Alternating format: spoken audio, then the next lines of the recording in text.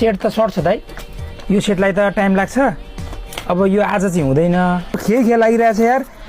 कमसेकम पानीमा झर्ने बित्तिकै ल्याउनुपर्छ नि यसको लागि त निकै टाइम लाग्छ सर अब यसको सामान अर्डर गर्नुपर्छ पायो भने मात्रै नत्र भए यसको पावर आइसी नै फेर्नुपर्छ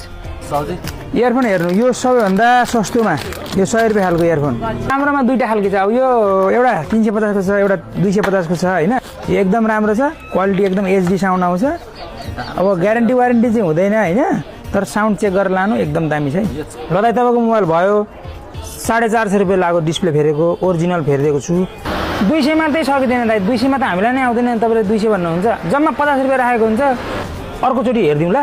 यसताले चाहिँ सकिँदैन दाइ बरु अरू तेरो ब्याट्री सेट्रीमा मिल्न सक्छ होइन तर यसमा चाहिँ सकिँदैन यार दाइ ल दाइ तपाईँको अब यो विदेशको फोन हो होइन कन्ट्री लक लागेको रहेछ मैले अब हटाइदिइसकेँ 900 रुपियाँ लाग्यो अब यो त खोलेर सफा गर्नुपर्छ अनि अब यसो फेरि एलसिडी तलमाथि भयो भने फेरि डेन्जर हुन्छ के गर्नु खोलेर फेरि डिस्क चाहिँ हुन्छ फेरि 50 को रिचार्ज तपाईँको मोबाइलमा मिल्ने एकदम फिट हुने ब्याट्री यो 450 रुपियाँ पर्छ ओरिजिनल हो त्यो डुप्लिकेट होइन बाहिर त जति पनि पर्छ नि दाइ यार 100 को नि हाम्रो 100 को चाहिँ हालिदिउँ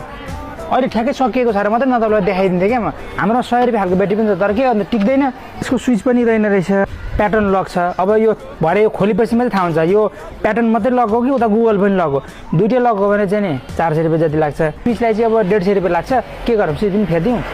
सिम जुन लगे पनि छ दाइ एनसेलको पनि छ एनटिसीको पनि छ तर नागरिकताको फोटोकपी हुनु पर्यो फोटो पनि चाहियो एउटा मान्छे दुरुस्तै चाहियो त्यो अर्काको लागि सिम हामी चाहिँ दिँदैन अहिले एकदम टाइट गरेको छ एनसेलले गीत हालिँदैन भाइ सिधा कुरा हो आजभोलि सबैजनाले गीत चाहिँ युट्युबमै सुन्छन् अनि अब हामीले यत्रो यहाँ लोड गरेको गीतहरू सबै वायात भएर हामीले हाल्नै छोडेको अब नयाँ नयाँ आएको गर्छ गीत हाल्न छोडियो अब लेयरको काम चाहिँ गरिँदैन भाइ अब रिस्की हुन्छ हातले गर्नुपर्छ अब एलसिडी नै बिग्रिने चान्स हुन्छ